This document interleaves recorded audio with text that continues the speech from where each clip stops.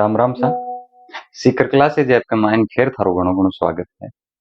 आपा DDC complete कर ली classification पद्धति के माइन जो आप पहली पढ़ा हा डीडीसी श्री श्री बीएल तंवर पढ़ा रहे हैं।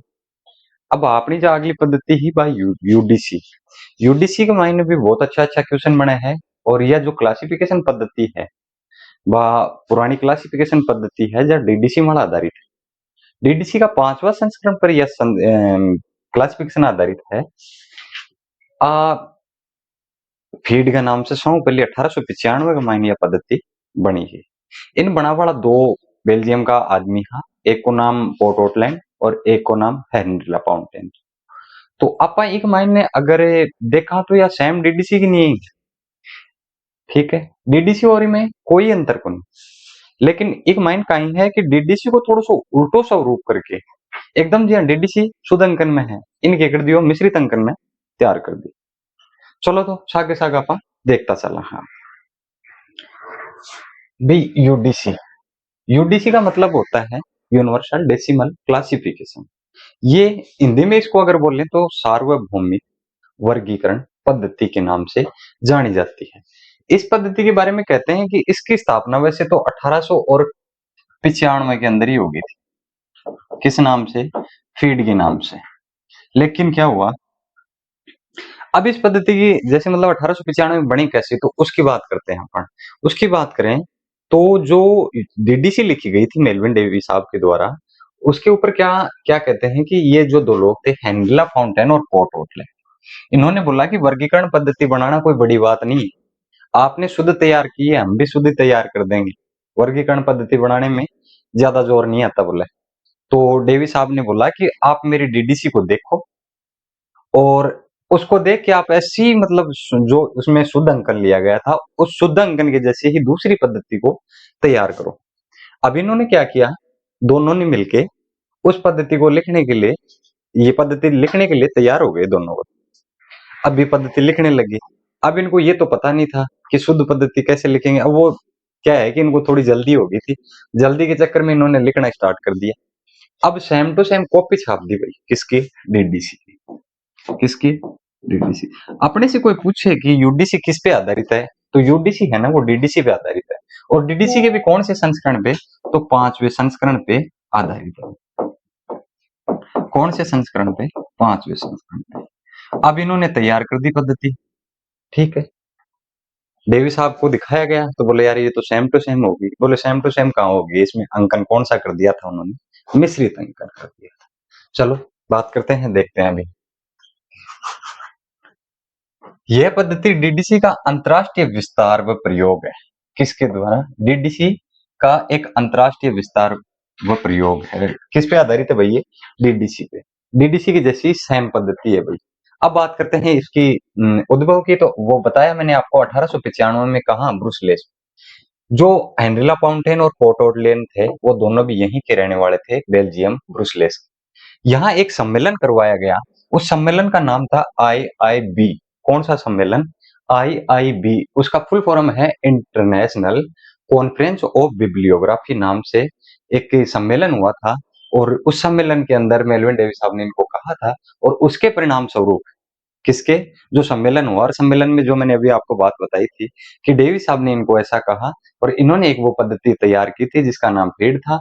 और उस सम्मेलन के बाद में ये कौन सी? यूडीसी, उसके परिणाम स्वरूप यूडीसी का निर्माण हुआ। ठीक है भाई, यहां तक किसी को दिक्कत नहीं होनी चाहिए। अब बेल्जियम के दो निवासी कौन कौन थे जो यूडीसी को बना रहे थे? एक तो हेनरी लाफॉन्टेन जो मैंने आपको बता दिया, एक था पोर्ट ओटलैंड। ये दो जो व्यक्ति थे, ये दोनों के दोनों यूडीसी बनाने में इनका विशेष सहयोग रहा है। यूडीसी कहाँ कहाँ से, सॉरी, यूडीसी फीड के रूप में बनी है। सबसे पहले 1895 में किसके रूप में बनी है? फीड के रूप में। अब थोड़ा सा इनके जन्म की बात कर ले अपन। किसके? तो अपन जो बात कर रहे हैं वो पहले हेनरी लाफॉन्टेन की बात करते हैं। तो इनका जन्म 22 अप्रैल, कब भाई? 22 अप्रैल, 22 अप्रैल 1854 को।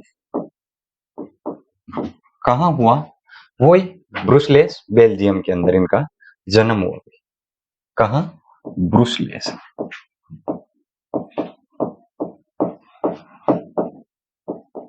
बेल्जियम में।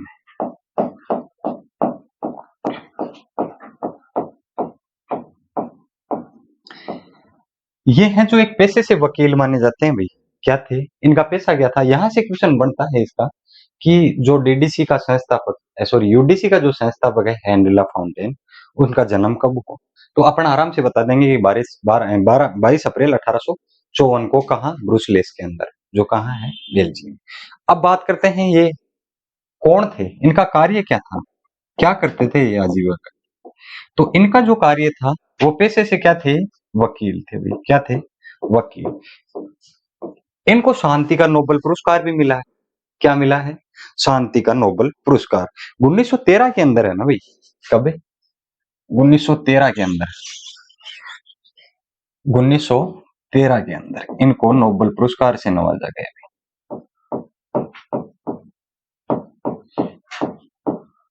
पुरस्कार शांति का, शांति। ठीक है, अब और देखें इनकी थोड़ी सी। अंतर्राष्ट्रीय शांति ब्यूरो के ये अध्यक्ष रहे हैं, और जो यूरोप में है ना, शांति आंदोलन के प्रमुख नेता भी रहे हैं। कहा? यूरोप के अंदर शांति,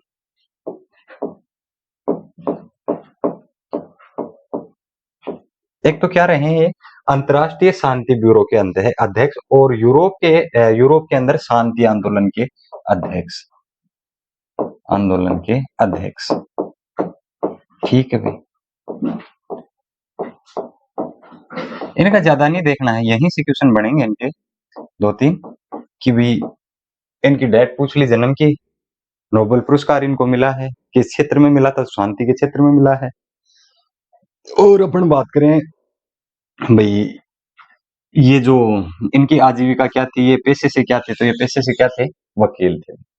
ठीक है, अपना काम यहां तक हो गया। अब जो दूसरे व्यक्ति थे, कौन है? अपन किसकी बात कर रहे हैं? पोर्ट ऑकलैंड की। अब पोर्ट ऑकलैंड का जन्म देख लेते हैं अपन थोड़ा सा, कि पोर्ट ऑकलैंड का जन्म है वो हुआ था 23 अगस्त 1868 के अंदर। 18 अगस्त, सॉरी, इनका जन्म जो हुआ था वो हुआ था 23 अगस्त 1868, 23 अगस्त 1868, 1868 के। ठीक है भाई। ये भी क्या थे कि पेशे से वकील भी माने जाते हैं, लेखक भी माने जाते हैं, इनको तो 2-3 उपाधि मिली हुई है। अब भी देखते हैं कि इनकी जो मृत्यु है वो 1944 के अंदर हुई थी भाई। कब? 10 दिसंबर 1944। यहीं से याद रखना बस, यही क्वेश्चन बनते हैं। ठीक है भाई, चलो अब इन दो व्यक्तियों ने मिलकर कौन सी की किस पद्धति की स्थापना, सॉरी किस संगठन की स्थापना की? तो उन्होंने की थी फीड की। किस नाम से? फीड की। कब की भाई? 12 सितंबर, सॉरी 12 सितंबर 1895 के अंदर। कब की भाई? 1895 के अंदर। ठीक है, यहां तक किसी को कोई दिक्कत नहीं होनी चाहिए। ऊपर ऊपर का था सारा जो आपको मैंने आराम से बताया है। अब बात करते हैं इनके बारे में कि भाई डीडीसी के कितने संस्करण आ गए, सॉरी यूडीसी के कितने संस्करण आ गए, कौन सी भाषा में आए हैं, कितने पूर्ण संस्करण है, कितने संक्षिप्त संस्करण है, उनके बारे में अपन थोड़ा देखते हैं। यूडीसी का जो संपूर्ण संस्करण है ना, जो एक तरीके से यूडीसी के रूप में प्रकाशित हुआ था, वो कब हुआ था भी? 1895 में। तक किसके रूप में स्थापना हुई थी इसकी? 12 सितंबर 1895 के अंदर। 12 सितंबर किसके रूप में? तो फीड के रूप में हुई।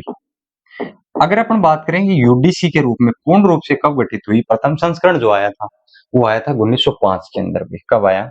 1905 के अंदर। अब क्या होता है कि ये जो प्रथम जो इसका संस्करण आया था 1905 के अंदर, ठीक है, ये फ्रेंच भाषा के अंदर आया था दोस्तों। कौन सी भाषा के अंदर? फ्रेंच भाषा के अंदर। ठीक है, अब यहां से क्वेश्चन अच्छा बनता है। एक तो कब आया पहला संस्करण? 1905 के अंदर।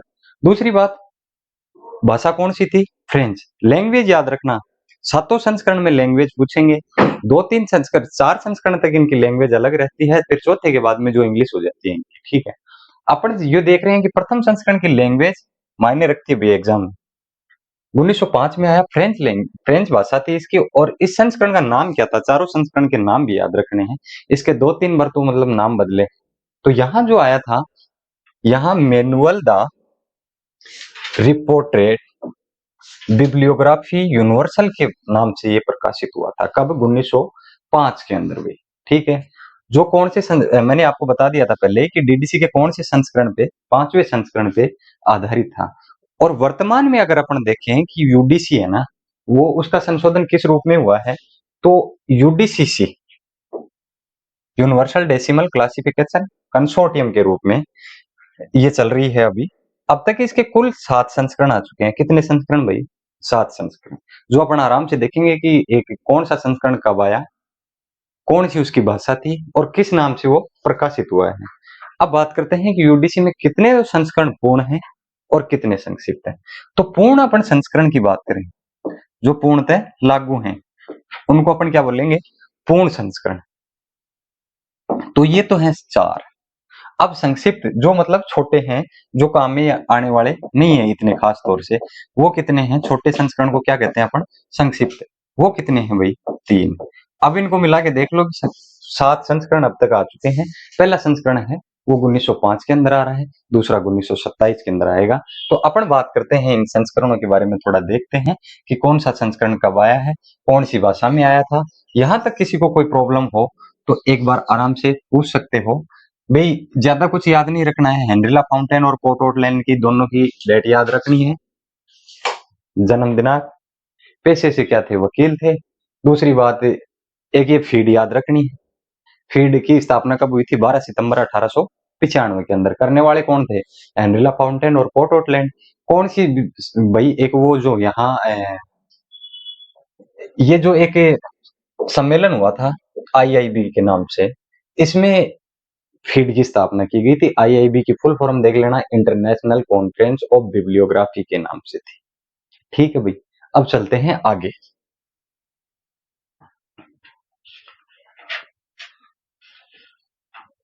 अब बात करते हैं अपन संस्करणों के बारे में। भाई कौन सा संस्करण कब आया, किस नाम से आया, और पूर्ण कौन से हैं और संक्षिप्त कौन से? तो अपन ने देखा कि पूर्ण संस्करण टोटल तो कितने आए थे भाई? इसमें 7 संस्करण आए थे। कितने? 7।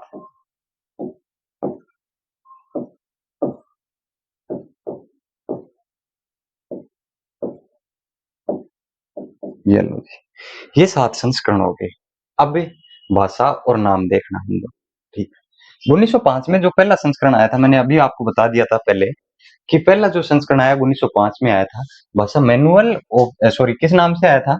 Manual of the repertoire bibliography universal के नाम से ये संस्करण आया था। भाषा कौन सी थी? फ्रेंच थी। कब आया था? 1905 के अंदर।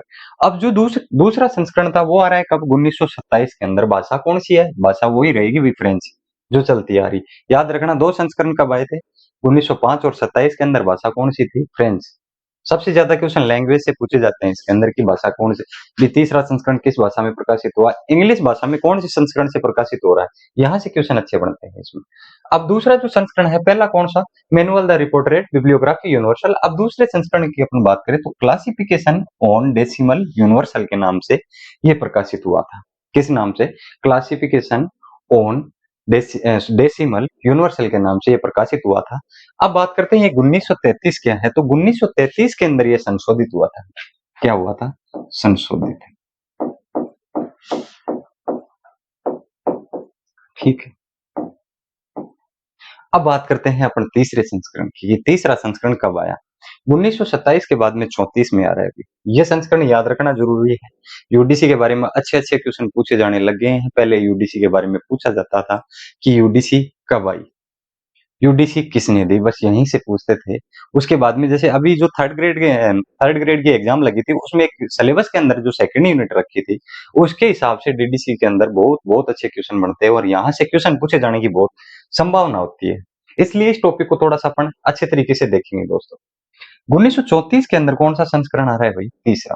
ठीक। कौन सी भाषा में? जर्मन में। अब यहाँ से क्वेश्चन बनता है कि डीडीसी का, सॉरी यूडीसी का कौन सा संस्करण जर्मन भाषा में प्रकाशित हुआ था? तो याद रखने योग्य क्वेश्चन है तीसरा। पहले 2 फ्रेंच में हुई, तीसरा जर्मन में हुआ, बाकी को अपन इंग्लिश में दे देंगे। अब ये जो हुआ है डेसिमल क्लासिफिकेशन, ये क्लासिफिकेशन ऐसा कैसा रहेगा, न कि क्लासिफिकेशन ऐसा रहे। वहां क्वेश्चन में दे देंगे अपने को कि क्लासिफिकेशन,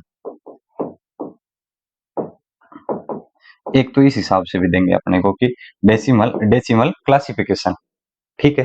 तो अपने को ये क्वेश्चन राइट नहीं करके कौन सा करना है, क्लासिफिकेशन, ये याद रखना हुआ, ठीक है। अपन बात करते हैं अब चौथे संस्करण की। चौथा जो संस्करण है यूडीसी का, वो पूरे 10 साल बाद में आ रहा है।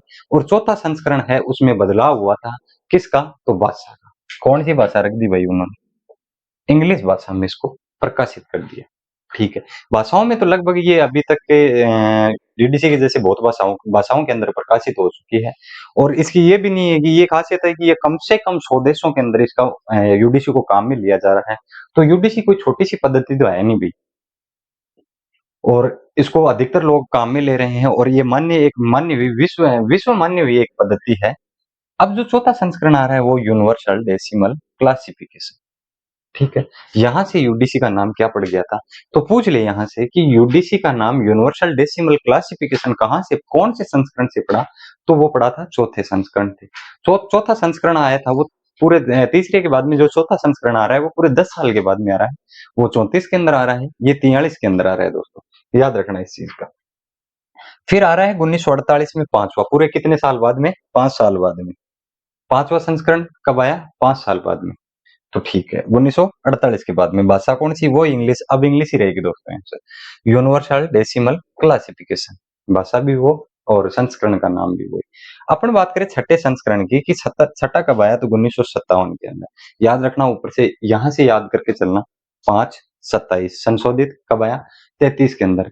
फिर तीसरा जो संस्करण है 34, चौथा संस्करण है 43, पांचवा आ गया 48, और छठा कब आ रहा है, 57 के अंदर। और सातवां जो संस्करण है वो 1961 के अंदर, ठीक। अब जो सातवां अपना संस्करण था वो 1961 के अंदर आ रहा है, इंग्लिश भाषा में था। यूनिवर्सल डेसिमल क्लासिफिकेशन नाम से वो प्रकाशित हुआ था। तो यहां से अच्छे अच्छे क्वेश्चन बन रहे हैं। अब देखते हैं यूडीसी के अद्यतन संस्करण में भाषा, जो नए संस्करण है यूडीसी के, उनमें फ्रेंच, अंग्रेजी, स्पेनिश भाषाओं में इसके संस्करण प्रकाशित हैं। साथ ही इसका सीडी रोम और ऑनलाइन संस्करण भी उपलब्ध है। जैसे डीडीसी का 23वां और 22वां संस्करण, 21वां, 22वां और 23वां। अब 21, 22 को तो अपन क्या कहेंगे, उसके सीडी रोम के रूप में भी प्रकाशित है। लेकिन जो डीडीसी की अपन बात कर रहे हैं यहाँ दोस्तों, तो उसका ऑनलाइन जो संस्करण था डीडीसी का, वो कौन से संस्करण था, 22वां और 23वां। अपन यूडीसी की बात करें कि भाई यूडीसी के भी क्या ऑनलाइन और सीडी के रूप में संस्करण है, तो हाँ दोस्तों, इसके संस्करण उपलब्ध हैं सीडी रोम के अंदर और ऑनलाइन, ठीक है।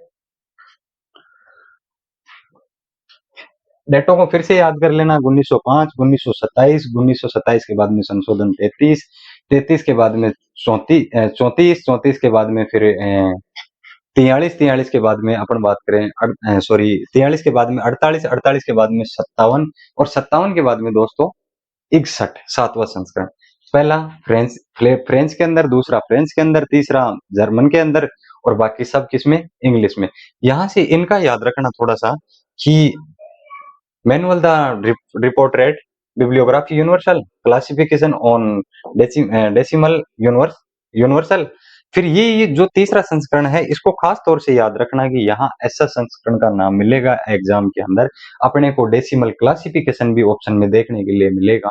तो इसलिए क्लासिफिकेशन अपने को कौन सा करना है, KALSSIFICICATION, याद रख।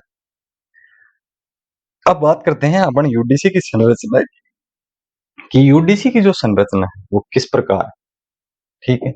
अब यूडीसी की जो संरचना है उसको दो भागों में बांटते हैं। कितने भागों में, दो में, ठीक। इसको दो भागों में बांटा गया है। पहला तो कौन सा है, ज्ञान जगत का विभाजन। अब मैंने आपको उस टाइम बताया था कि जो डीडीसी है उसके कौन से संस्करण पे आधारित था, पांचवें संस्करण पे दोस्तों ये आधारित था। मैंने आपको बताया था कि डीडीसी की सेम कॉपी बनाई गई थी, लेकिन डीडीसी में मिश्रित अंकन, सॉरी डीडीसी के अंदर शुद्ध अंकन का प्रयोग किया गया था।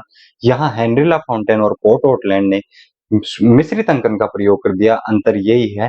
बाकी ज्ञान जगत का जो विभाजन है उसको कितने भागों में, सॉरी 0 से 9, वही डीडीसी की जैसे। डीडीसी में कितना था, 000 से 999, वहां कितनी संख्या को भाग माना था, 3 को, यहाँ कितनी को मान रहे हैं, 1 को, कितनी को, 1 क्यों, ये याद रखना, ठीक है। तो कितने भागों में, सॉरी इसकी संरचना है उसको 10 वर्गों में बांटा गया था, 0 से 9 को।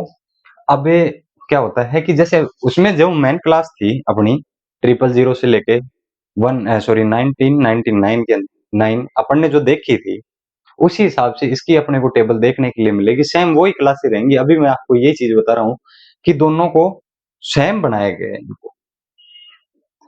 इस अब जो ज्ञान जगत का विभाजन था उसको 2 भागों में बांट दिया गया। कितने भागों में, 2 भागों में। एक तो सिस्टोमेटिक टेबल के रूप में, ठीक है, एक ऑक्सिलरी टेबल के रूप में, ठीक है। कितने भागों में, 2 भागों में। और यहाँ अगर इसकी संरचना की बात करें तो 2 भाग कौन कौन से हुए, एक तो ज्ञान जगत का विभाजन हो गया, दूसरा अल्फाबेटिकल सब्जेक्ट इंडेक्स होगी, जो अपन आराम से अभी देखते चलेंगे कि ये दोनों चीज है क्या भाई, ठीक है। अब ज्ञान जगत के विभाजन को कितने वर्गों में बांट दिया दोस्तों, 2 में। कौन कौन से, सिस्टोमेटिक टेबल और ऑक्सिलरी टेबल। जैसे डीडीसी के अंदर रिलेटिव इंडेक्स पाई जाती, याद है, तो यूडीसी के अंदर कौन सी, ऑक्सिलरी, सीसी के अंदर सब्जेक्ट वाली। यहां से क्वेश्चन भी बनते हैं, ये क्वेश्चन बार बार पूछा भी गया है कि यूडीसी में किस प्रकार की इंडेक्स पाई जाती है, तो कौन सी, ऑक्सिलरी। सीसी के अंदर सब्जेक्ट, डीडीसी के अंदर रिलेटिव इंडेक्स, याद रखना। तो यहां से अपन देखते हैं कि सिस्टमेटिक टेबल कौन सी है और ऑक्सिलरी टेबल जो है उसमें क्या दिया गया है। ये लो, अपनी जो सिस्टोमेटिक टेबल है, जो मैंने अभी आपको बताया कि इसमें 0 से 9 के वर्गों में बांटा गया है, समस्त भागों कितने वर्गों में, 0 से 9 के में। अब ये जो सिस्टोमेटिक टेबल था उसको शेड्यूल्स भी कहा जाता है। जैसे अपने को डीडीसी में बताया गया था, शेड्यूल्स नाम की टेबल कितनी थी, 2, दूसरी और तीसरी, चौथी कौन सी आ गई थी, रिलेटिव इंडेक्स, याद रखना भी, ठीक है। समस्त वर्गों को कितने भागों में, मैंने जो आपको बता दिया है 0 से 9 में बांटा गया है। संपूर्ण विषय को डीडीसी की तरह, डीडीसी में कितने को, 000 से 999 तक, कितने में, 000 से 999 तक, और यहाँ 0 से 9 के अंदर बांटा गया है, याद रखना, ठीक। 10 मुख्य वर्ग हो गए इनके, वो ही 6 मुख्य वर्ग चलेंगे। अब देखना इनके, अब अगर यहाँ से क्वेश्चन बनता है तो ये भी 10 वर्गों में बांटी गई है भाई, 10 भागों के अंदर, 10 भागों के अंदर। 10 भाग होते क्या है भाई, 10 गुणा 10 गुणा 10। जैसे अपन यहाँ बात करें, ठीक है, अभी पहले इनके जैसे फर्स्ट डिवीजन होगी एक तो, ठीक है, ये 10 आ गए फर्स्ट डिवीजन में, जिसको अपन क्या बोलेंगे, मेन क्लास, कहाँ से स्टार्ट होगी, 0 से लेके 9 तक। फिर अपन बात करें सेकंड क्लास की, फिर अपन करेंगे थर्ड क्लास की बात। तो दोस्तों अपन देखते, अभी अपन ने सिस्टोमेटिक जो टेबल है उसको थोड़ा देखा, तो सिस्टोमेटिक टेबल के अंदर अपन इतना ही कह सकते हैं कि एक इनको शेड्यूल्स कहा जाता है।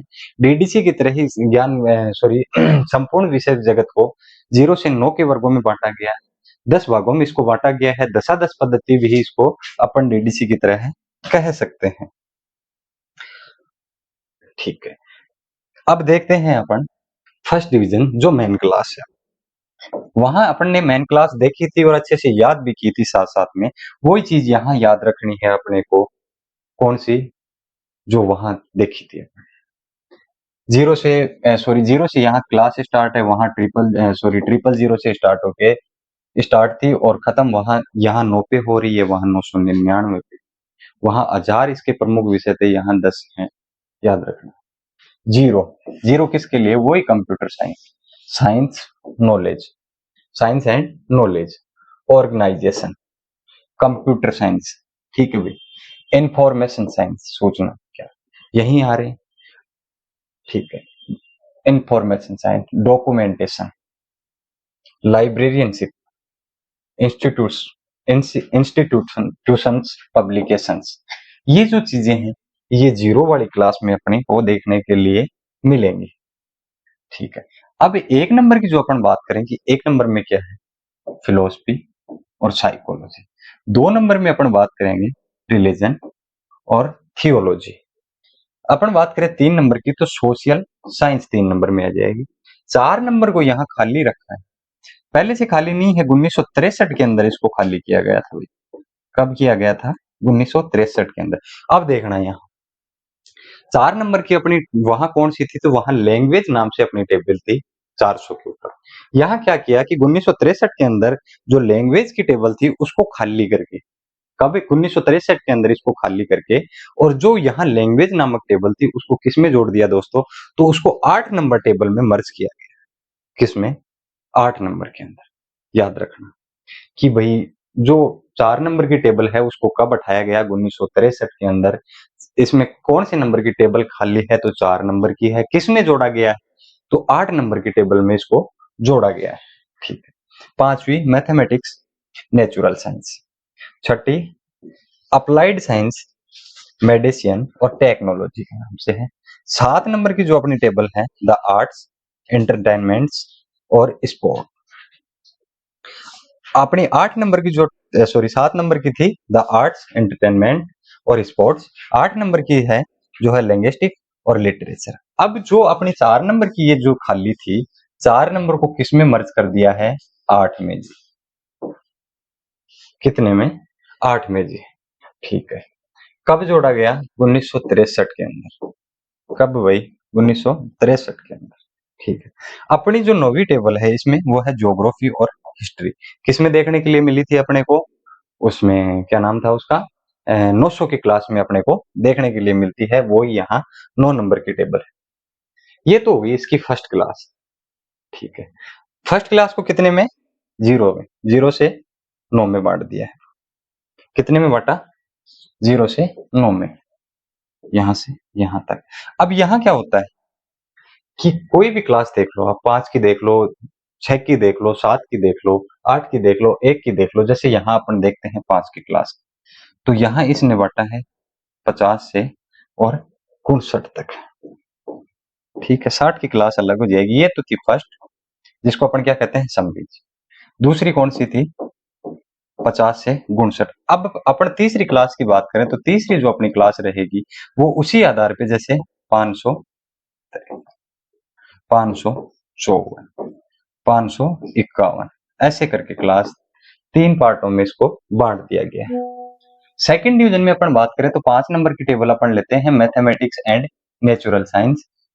Natural science see how it is the divide, कि 5वीं टेबल जो है मैथमेटिक्स को, उसको किस आधार पर अपन देखते हैं, किस आधार पर उसको बांटा गया है। 50, 51, 52, 53। यहां से भी क्वेश्चन बनते हैं इसमें। जैसे डीडीसी में पूछने लगे ना कि 370 की क्लास काहे की, 10 की क्लास काहे की है, पूछ रहे हैं ना आजकल। क्लास 340 किसकी है, 310 किसकी है, 320 किसकी है, 330, कहीं से भी उठा के क्वेश्चन अपने को पूछ सकते हैं। 560 की किसकी है, ऐसे क्वेश्चन करके यहाँ से भी ये चलने लगी है। जैसे यहाँ देखें तो अपन 51 की काय की हो रही है? मैथमेटिक्स। ठीक है। यहाँ generalities about the pure science की। ठीक है। Astronomy, astronomy physics, space research and geodesy. कौन सी? 52 नंबर की। 53 नंबर की अपनी होगी फिजिक्स। ऐसे करके इनको जो स्पेशल क्लास है वो मैंने डाली है, उसके हिसाब से थोड़ा आप देख लेना कि भाई यहाँ से मेरे को ज्यादा संभावना लगी कि इनमें से क्लासों में से थोड़ा पूछ सकता है। जैसे 54 नंबर की है वो केमिस्ट्री है, मिनरोलॉजिकल साइंस है। फिर 55 नंबर की है अर्थ साइंस, जियोलॉजी और माइन माइन मिनरोलॉजिकल। ठीक है। 56 नंबर की जो क्लास है वो पैलेनोटोलॉजिकल है। 57 नंबर की है जो बायोलॉजिकल साइंस है एंड जनरल साइंस। ऐसे करके इनको याद करना है। पहले अपने को 0 से 9 देखनी है कि कौन सी है, फिर जो मेरे को इंपॉर्टेंट लगी वो मैंने इस पे डाल दी है। अब बात करते हैं अपन तीसरे भाग की, जो मैंने अभी आपको बताया है। ठीक है। थर्ड जो पार्ट हो गया किसका? फिजिक्स का। 53 नंबर पे कौन सी क्लास थी भाई? फिजिक्स की थी, बताया था अभी। ये जो फिजिक्स की क्लास है अब उसको डिवाइडेशन कर दिया है। देखना इधर, डीडीसी में क्या था? डीडीसी में पहले 000 से स्टार्ट हो रही थी, फिर 2, फिर 1, ऐसे करके आ रहा। यहाँ क्या है कि मैंने आपको पहले ही कह दिया था कि डीडीसी की उल्टी करके लिखी हुई है, तो इसलिए पहले 0 से स्टार्ट हुई, फिर डबल और फिर ट्रिपल टुकड़े हो गए इसके। याद रखना, 1 टुकड़ा, 2 टुकड़ा और 3 टुकड़ा ऐसे करके। और ये कैसी थी, यहाँ ये 3 से स्टार्ट हो रही है, ये 1 से स्टार्ट हो रही है, ठीक है। 531, 32, 33, 34। यहाँ से देखना आप, जैसे कोई भी क्वेश्चन यहाँ से पूछने वाले, पहली बात तो इतने लगभग जहां तक मेरे को लगता है इतने ऊंडे क्वेश्चन नहीं पूछेगा, वो इतनी अंदर तक नहीं जाएगा, फिर भी चला जाता है। तो उस हिसाब से देखना कि फिजिक्स की मेन 2 क्लासें जो जो हैं 538 39 की हो गई, फिर इलेक्ट्रिसिटी की हो गई, ऑप्टिक्स की हो गई, तो ये जो क्लासें हैं मैंने इसमें डाल ली। तो इसको एक बार स्क्रीनशॉट वगैरह थोड़ा देख लेना। इनको याद करने का स्पेशल कोई तरीका नहीं है, इनको रटना पड़ेगा, देखना पड़ेगा कि कौन सी क्लास इंपॉर्टेंट है। यहीं से क्वेश्चन अपने यूडीसी के अंदर पूछे जाते हैं। अब बात करते हैं अपन सेकंड वाक्य, कौन सा, ऑक्सिलरी टेबल्स। कौन सी भाई, ऑक्सिलरी टेबल। जो क्वेश्चन आने वाले हैं उनको ही अपन यूडीसी में ले रहे हैं, अन्यथा ज्यादा कुछ अपन उसमें देख नहीं रहे हैं। यूडीसी में कौन सी टेबल पाई जाती है, मैंने आपको पहले ही बता दिया था कि ऑक्सिलरी टेबल का प्रयोग किया जाता है। इसके स्वरूप को वास्तव में डीडीसी में अलग करती है, कौन सी, क्योंकि डीडीसी के अंदर रिलेटिव इंडेक्स पाई जाती है, यहाँ ऑक्सिलरी टेबल पाई जा रही है। वहां क्या होता है कि साथ में विषय को साथ साथ में रखा जाता था, रिलेटिव का मतलब। इसके स्वरूप को वास्तव में डीडीसी से अलग करती है। कौन सा स्वरूप अलग कर रहा है, तो ऑक्सिलरी टेबल इसको अलग कर रही है, तथा इसे फैक्टेड मतलब भागों में क्लासिफिकेशन स्कीम का दर्जा दिलाती है। कौन सी, तो ऑक्सिलरी टेबल इसको फैक्टेड क्लासिफिकेशन स्कीम का दर्जा दिला रही है।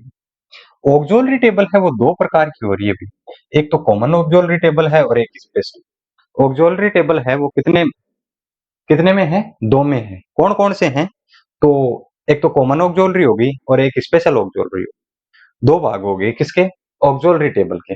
अपन बात करते हैं कॉमन ऑक्सिलरी तो क्या है और स्पेशल ऑक्सिलरी क्या है। यहां तक किसी को समझ में नहीं आया तो आराम से एक बार पूछ सकते हैं, और बीच बीच में जो मतलब आप जो क्लास देखोगे उसमें कमेंट वगैरह जो करना है वो करके थोड़ा पूछ लेना। कहीं कोई प्रॉब्लम आए तो अपन उसके लिए तैयार बैठे हैं, हर चीज का आपको समाधान यहाँ पे उपलब्ध मिलेगा। तो अपन बात कर रहे हैं पहले तो कॉमन ऑक्सिलरी टेबल की। अब जो ये जो कॉमन ऑक्सिलरी टेबल है उसमें साइंस की अपन बात करते हैं, जिनमें चिन्हों की प्रतीकों की अपन जो बात करते हैं कि इसके टेबल में कौन कौन से प्रतीक किसके लिए लिए गए हैं, ठीक है। यहाँ से क्वेश्चन बनते हैं, यहाँ से अच्छे क्वेश्चन, बेस्ट क्वेश्चन यहीं से बन के आएंगे कि लगातार क्लास को जोड़ने के लिए किसका प्रयोग किया जाता है। तो लगातार जो क्लास है उसको जोड़ने के लिए स्लेश के चिन्ह का प्रयोग होता है। कौन से चिन्ह का भाई, स्लेश के चिन्ह का। याद रखना यहाँ से कौन से चिन्ह का प्रयोग हो रहा है भाई, स्लेश के चिन्ह का प्रयोग हो रहा है। बात अपन करें जो लगातार क्लास नंबर नहीं है, जो लगातार क्लास नंबर नहीं आ रहे उनको जोड़ने के लिए किसका प्रयोग हो रहा है, तो प्लस का भाई, किसका, प्लस का। यहाँ से क्वेश्चन बनते हैं, अच्छे क्वेश्चन बन रहे हैं, इसीलिए मैंने इसको थोड़ा हिंदी में भी डाला है कि यहाँ से जो चीज समझ में नहीं है, कोई भी चीज देख लो कि भाई कोई चीज बराबर नहीं आ रही है, सॉरी, सबसे पहले तो ये देख लो कि लगातार जो क्लास नंबर आ रहे हैं अपने पास उसको जोड़ने के लिए जैसे 2 3 4 5 ऐसे करके उनको जोड़ देंगे।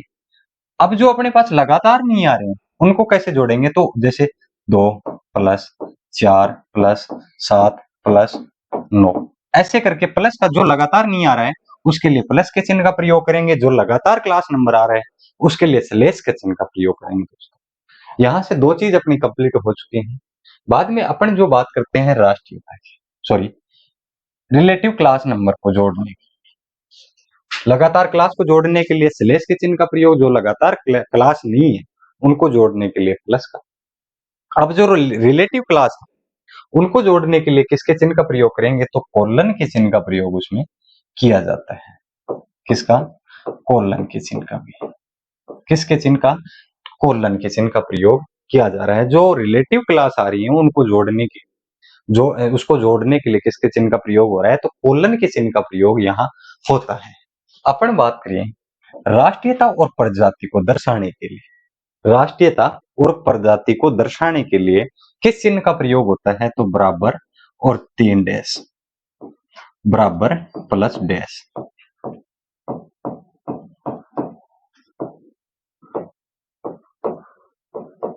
इस चिन्ह का यहाँ प्रयोग होता है किसके लिए?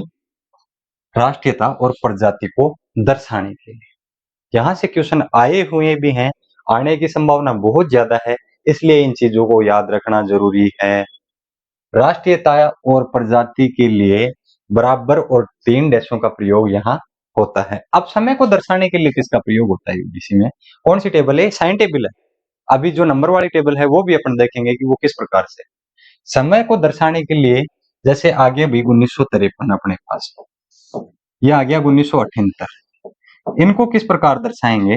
तो इनको डबल इनवर्टेड कोमा, जिसको चालू करना है और बंद करना है बीच में 1953, ये हो गया अपना समय दर्शाने। डबल इनवर्टेड कोमा का प्रयोग किसमें हो रहा है? समय को दर्शाने के लिए।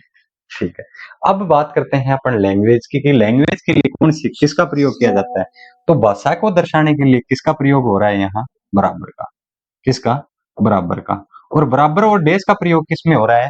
राष्ट्रीयता और प्रजाति को दर्शाने के लिए।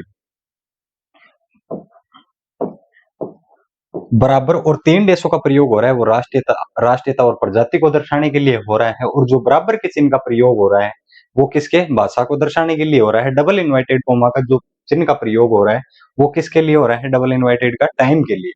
जो लगातार क्लास नंबर नहीं है उनको जोड़ने के लिए किसका प्लस का प्रयोग हो रहा है? जो लगातार क्लास आ रही है उनको जोड़ने के लिए किसके चिन्ह का प्रयोग हो रहा है? स्लैश के चिन्ह का प्रयोग हो रहा है। अपन जो रिलेटिव क्लास नंबर आ रहे हैं उनको जोड़ने के लिए कौन से चिन्ह का? तो कोलन के चिन्ह का प्रयोग हो रहा है। यहाँ तक किसी को प्रॉब्लम नहीं होनी चाहिए, लगातार रटते रहने चाहिए इन चीजों को। एक बार ये दिमाग में बैठ गए ना, फिर यहाँ से अपना कोई भी किसी भी चिन्ह के बारे में या अंकों के बारे में अगला पूछ लेगा तो अपना कहीं भी गलत नहीं हो।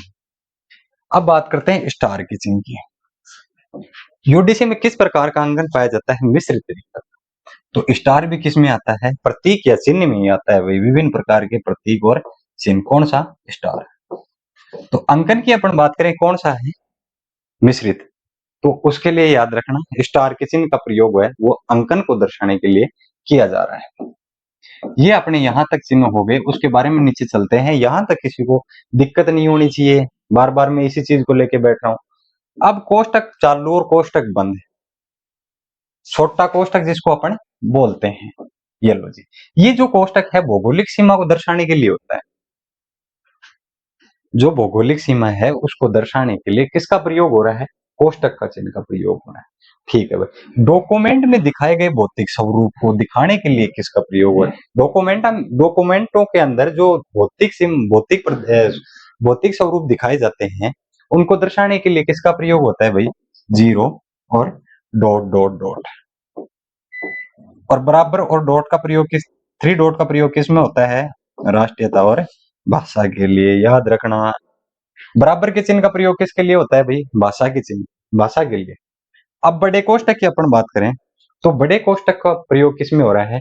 2 विषयों में एक विषय का वर्गांक अधीनस्थ विचारधारा को अभिव्यक्त करता है। अगर जहां अपने को पूछ ले कि 2 विषयों में से एक विषय का वर्गांक अधीनस्थ विचारधारा को अभिव्यक्त करता है तो उसके लिए अपन कौन से चिन्ह का प्रयोग करेंगे? तो बड़े कोष्टक का। अब बात करते हैं डबल इनवर्टेड कोमा, बीच में slash, sorry double inverted comma और स्लैश, ये दोनों अलग थे। ये टाइम के लिए था, ये लगातार जो क्लास नंबर आ रहे थे उनको जोड़ने के लिए आ रहा था। यहाँ क्या होता है कि 2 या 2 से अधिक क्रमिक रूप से प्रयुक्त होने वाली शताब्दियों के लिए, भाई अपन समय के लिए बात करें तो डबल इनवर्टेड कोमा, और शताब्दियों के लिए अगर बात करें अपन तो इनमें से अपने को क्या है कि मेन पॉइंट पकड़ना है। अब बात करते हैं अपन सिंगल इनवर्टेड कोमा की, तो वो किसके लिए आ रहा है? टाइटल में विद्यमान 2 तत्वों जिनके अंक समान हैं उनकी पुनरावृत्ति को रोकने के लिए किसका प्रयोग होता है? तो किसका प्रयोग हो रहा है? सिंगल इनवर्टेड कोमा का। जैसे अपना बात करते हैं इनको याद कैसे करें भाई? एग्जाम के लिए इतना बड़ा तो अपने से याद नहीं होगा कि कैसे कैसे इनको याद करना है। तो उसके लिए अपन छोटा सा इसको एक एक जो इसमें जो मेन मेन पॉइंट है उनको अपन पकड़ लेंगे तो लगभग ये अपना कवर हो जाएगा। जिस प्रकार देखना मैं आपको बताता हूँ।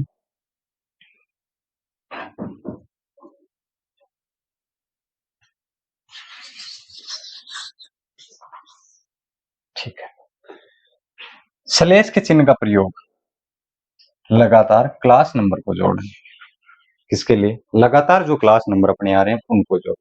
प्लस का जो चिन्ह है जो क्या करते हैं, क्लास नंबर नहीं, जो लगातार क्लास नंबर नहीं आ रहे उनके लिए। कोलन का रिलेटिव क्लास नंबर को जोड़ने के लिए।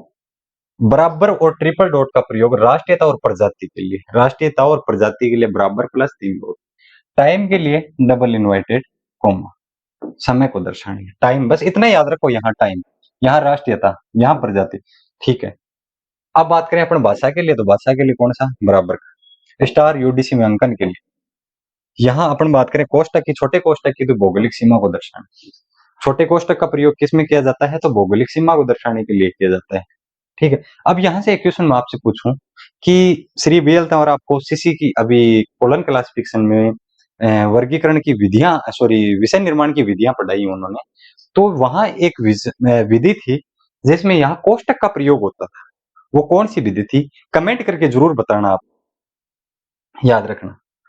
अब बात करते हैं अपन कोष्टक के अंदर जीरो और ट्रिपल ये डॉट आ जाए तो उसमें डॉक्यूमेंट को दिखाए गए भौतिक स्वरूप के लिए, डॉक्यूमेंट के अंदर जो भौतिक स्वरूप दिखाया गया है उसको जीरो ट्रिपल डॉट से। बड़े कोष्टक की अपन बात करें तो दो विषय में एक विषय का वर्गांक अधीनस्थ विचारधारा को अभिव्यक्त करता है, याद रखना। फिर डबल इनवर्टेड कोमा और स्लेश के लिए यहाँ शताब्दियों के लिए लिया गया। किसके लिए? शताब्दियों के लिए। याद रखना, अगर डबल पूछ ले तो समय के लिए, बीच में स्लेश दे दे तो किसके लिए? शताब्दियों के लिए। अब ये स्लेश के चिन्ह का प्रयोग किसमें किया गया है? तो यहाँ देखना कि भाई जो टाइटल में बार बार पुनरावृत्ति होती है ना, पुनरावृत्ति होती रहती है ना उनके अंकों के बीच में या तत्वों के बीच के अंदर जो पुनरावृत्ति हो रही है, उसको रोकने के लिए किसका प्रयोग किया गया है? तो सिंगल इन्वर्टेड कोमा का प्रयोग किया गया। अब जो अपनी बात करें दूसरे की, कॉमन ऑक्सिलरी की, वो कौन सी थी? वैसे अब कॉमन में किसका प्रयोग किया गया है? नंबर्स का प्रयोग किया गया है। वहां किसका था? चिन्ह और प्रतीक थे। वहां क्या थे? चिन्ह और प्रतीक। कौन सी में? स्पेशल में क्या थे? चिन्ह और प्रतीक। सारे क्वेश्चन वो सारे के सारे कहीं से भी उठा के अपने को एग्जामिनर पूछ सकता है आप लोगों से कि भाई इस चिन्ह का प्रयोग, बराबर के चिन्ह का प्रयोग किसमें किया है, स्लेश के चिन्ह का प्रयोग किसमें किया है, कोलन का चिन्ह का प्रयोग किस लिए किया जाता है, डबल इनवर्टेड कोमा का प्रयोग किसके लिए किया जाता है, सिंगल का किसके लिए किया जाता है। तो वो क्वेश्चन वहां से इजीली क्वेश्चन अपना वहां एक बार अगर इस क्लास को अच्छी तरीके से देखेंगे और समझने की कोशिश करेंगे ना, तो क्वेश्चन आराम से अपना वहां राइट हो सकता है। अब बात करते हैं नंबर्स की। जीरो, जीरो जो नंबर लिया गया है वो किसके लिया गया है? General, chapters, characteristic, properties and materials. यहां से याद रखना कि प्रॉपर्टी और मटेरियल मेन चीज यही है, इनको याद पकड़ लेना कि जीरो का प्रयोग किसके लिए है? प्रॉपर्टी और मटेरियल के लिए, जिसमें आ गए रिलेशन, प्रोसेस एंड प्रोसेशंस। ठीक है। दो का जो प्रयोग हो रहा है वो किसके लिए हो रहा है? प्रॉपर्टीज स्पेशल के लिए। ठीक है। अपन तीन की बात करें कि तीन का प्रयोग किस लिए होता है? तो मटेरियल के लिए। यहाँ सारे मिला के एक साथ में आएंगे। जीरो के अंदर देखो, यहाँ को आपको देखने के लिए प्रॉपर्टी भी मिल जाएगी, मटेरियल भी मिल जाएगा, रिलेशन भी मिल जाएंगे, प्रोसेस भी मिल जाएगा और पर्सन भी मिल जाएगा। लेकिन अब जो दो, तीन और चार, पांच का प्रयोग हो रहा है ना, उनमें इनको अलग अलग कर देंगे। दो के लिए किसका? तो यहीं से याद रखना, पहले क्या आई थी भाई? प्रॉपर्टी। दूसरे नंबर पे क्या आ रहा है? मटेरियल। आ गया मटेरियल। अब अपन चौथे की बात करें, चौथे में रिलेशंस आ गए, प्रोसेस आ गई और ऑपरेशंस आ गए। क्या आ गया?